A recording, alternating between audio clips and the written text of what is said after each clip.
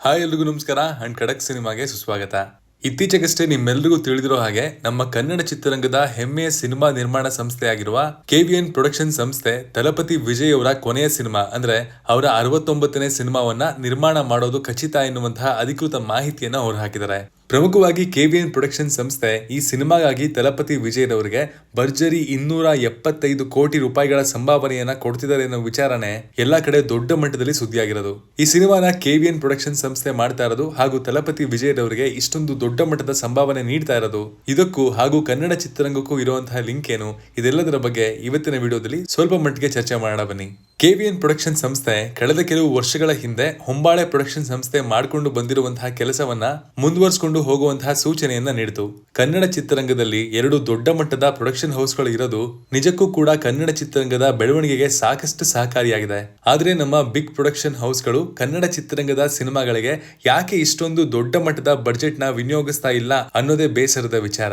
ಒಂದ್ ಕಡೆ ಈ ಬೇಸರ ಇದ್ರೆ ಇನ್ನೊಂದ್ ಕಡೆ ನಿರ್ಮಾಣ ಆಗ್ತಿರುವಂತಹ ಬಿಗ್ ಬಡ್ಜೆಟ್ ಸಿನಿಮಾಗಳು ಅಥವಾ ನಿರ್ಮಾಣ ಆಗದಿರುವಂತಹ ಕನ್ನಡದ ಬಿಗ್ ಬಡ್ಜೆಟ್ ಸಿನಿಮಾಗಳು ಪ್ರೊಡ್ಯೂಸ್ ಆಗ್ತಾ ಇರೋದೇ ಇವರಿಂದ ಅಂತಾನು ಕೂಡ ಮರೆಯೋ ಹಾಗಿಲ್ಲ. ಸದ್ಯಕ್ಕೆ ಹೊಂಬಾಳೆ ಪ್ರೊಡಕ್ಷನ್ ಹೌಸ್ ಅನ್ನು ತಗೊಂಡ್ರೆ ಅವರ ಅತ್ಯಂತ ಹೆಚ್ಚು ಬಡ್ಜೆಟ್ ಹೊಂದಿರುವಂತಹ ಕನ್ನಡದ ಸಿನಿಮಾ ಅಂದ್ರೆ KGF ಚಾಪ್ಟರ್ 2. ಇದಕ್ಕೆ ಬಡ್ಜೆಟ್ ರೂಪದಲ್ಲಿ ಖರ್ಚು ಮಾಡಿದ್ದು ಸರಿಸುಮಾರು 100 ಕೋಟಿಯ ಆಸುಪಾಸಿನಲ್ಲಿ. ಅದೇ ಇನ್ನೊಂದ್ ಕಡೆ ಸಲಾರ್ ಸಿನಿಮಾಗೆ 270 ಕೋಟಿಗೂ ಅಧಿಕ ಖರ್ಚು ಮಾಡಲಾಗಿತ್ತು. 100 ಕೋಟಿಯ ಮೇಲೆ ಖರ್ಚು ಮಾಡಿರುವಂತಹ KGF ಚಾಪ್ಟರ್ 2 ಕಲೆಕ್ಟ್ ಮಾಡಿದ್ದು 1250 ಕೋಟಿಗೂ ಹೆಚ್ಚು.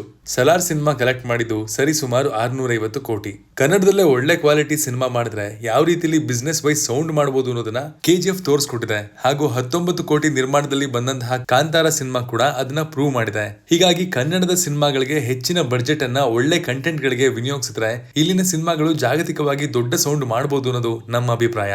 ಇನ್ನು KVN ಪ್ರೊಡಕ್ಷನ್ ಸಂಸ್ಥೆ ತಮ್ಮ ಮುಂದಿನ ಸಿನಿಮಾಗೆ ತಲಪತಿ ವಿಜಯ್ ಅವರಿಗೆ ಭರ್ಜರಿ 275 ಕೋಟಿ ರೂಪಾಯಿ ಹಣವನ್ನ ರೆಮ್ಯುನರೇಷನ್ ರೂಪದಲ್ಲಿ ಕೊಡೋದಕ್ಕೆ ಹೋಗ್ತಾ ಇದ್ದಾರಂತೆ. ಪ್ಯಾನ್ ಇಂಡಿಯಾ ಲೆವೆಲ್ ನಲ್ಲಿ ಅವರ ಇತ್ತೀಚಿನ ಸಿನಿಮಾಗಳು ಅಷ್ಟೊಂದು ಸದ್ದು ಮಾಡಿಲ್ಲ. ಮೊನ್ನೆಯಷ್ಟೇ ಬಿಡುಗಡೆ ಆಗಿರುವಂತಹ ಗೋಟ್ ಸಿನಿಮಾ ಕೂಡ ಇದಕ್ಕೆ ಉದಾಹರಣೆ. ತಲಪತಿ ವಿಜಯ್ ಅವರ ಕೊನೆಯ 3 ಸಿನಿಮಾಗಳ ಕಲೆಕ್ಷನ್ ಬಗ್ಗೆ ಮಾತನಾಡೋದಾದ್ರೆ ಗೋಟ್ ಸಿನಿಮಾ ಸದ್ಯಕ್ಕೆ 400 ಕೋಟಿ ರೂಪಾಯಿ ಕಲೆಕ್ಷನ್ ಮಾಡಿದೆ. ಇದಕ್ಕೆ ರಿಲೀಸ್ ಟೈಮ್ ನಲ್ಲಿ ಇದು ವಿಜಯ್ ಅವರ ಕೊನೆಯ ಸಿನಿಮಾ ಅನ್ನುವಂತಹ ಎಮೋಷನ್ ಬೆರೆಸಿದಕ್ಕೆ ಈ ರೀತಿಯ ರಿಸಲ್ಟ್ ಸಿಕ್ಕಿರೋದು ಕೂಡ ಒಂದು ಕಾರಣನೇ.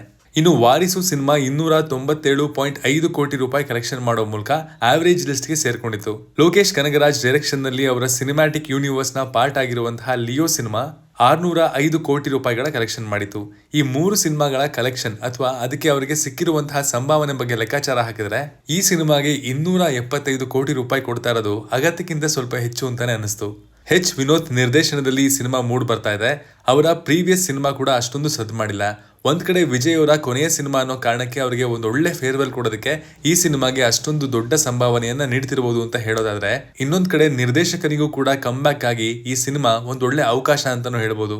ಅದನ್ನ ಹೊರತುಪಡಿಸಿ ನಾವು KVN ಪ್ರೊಡಕ್ಷನ್ ಸಂಸ್ಥೆ ನಮ್ಮದೇ ಕರ್ನಾಟಕದ ಪ್ರೊಡಕ್ಷನ್ ಸಂಸ್ಥೆ ಆಗಿರೋ ಕಾರಣದಿಂದಾಗಿ ಇಷ್ಟೊಂದು ದೊಡ್ಡ ಬಡ್ಜೆಟ್ ಅನ್ನ ಕನ್ನಡ ಸಿನಿಮಾಗಳಿಗೆ ಉಪಯೋಗಿಸಿದ್ರೆ ಖಂಡಿತವಾಗ್ಲೂ ಅದೆಷ್ಟು KGF ಹಾಗೂ ಕಾಂತಾರಗಳನ್ನ ಮರುಸೃಷ್ಟಿ ಮಾಡಬಹುದಿತ್ತು ಅಂತ ಅನಿಸ್ತು.